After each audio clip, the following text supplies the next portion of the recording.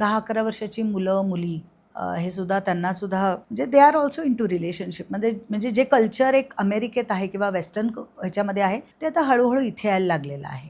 होतंय कसं ना, की आपल्याकडच्या ज्या आया आहेत, म्हणजे मी सुद्धा, आता माझाही जन्म 1900 शतकात झाल्यामुळे माझ्या आईने जे संस्कार केले ते साधारण 18व्या शतकाप्रमाणेच झालेले आहेत, की बाबा बाळाबोध संस्कार, हे असं नाही तसं नाही बाबा, तुला पाळी आल्यानंतर तू असं करायचं, तू म्हणजे मुलीसारखी राहा. पण आजकाल तसा मुलगा मुलगी हा भेद काही नाही आहे. पण जरी मुलगा मुलगी हा भेद नसला तरी सुद्धा शरीर मुलीचं जसं वाढायचं, ज्या प्रकारे तिचं जे वायरिंग व्हायचं ते प्रत्येक मुलीचं त्याच प्रकारे होणार आणि मुलाचंही त्याच प्रकारे होणार.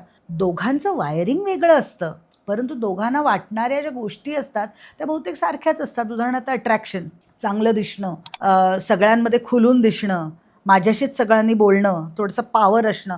आता ह्या सगळ्या गोष्टींना साधारण प्रीटीन टीनपासून सुरू होतात. म्हणजे तुमचे जे secondary sexual characteristics, primary sexual characteristics या सगळ्या जेव्हा दिसायला लागतात त्याच्यानंतर हळूहळू एक दुसऱ्या विरुद्धलिंगी व्यक्तीबद्दल आवड निर्माण होणं किंवा त्याच्याविषयी अट्रॅक्शन वाटणं हे अगदी साहजिक आहे.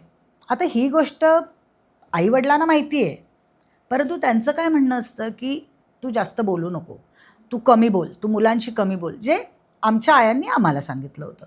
पण आजकाल ते आम्ही टीनेजरला नाही सांगू शकत.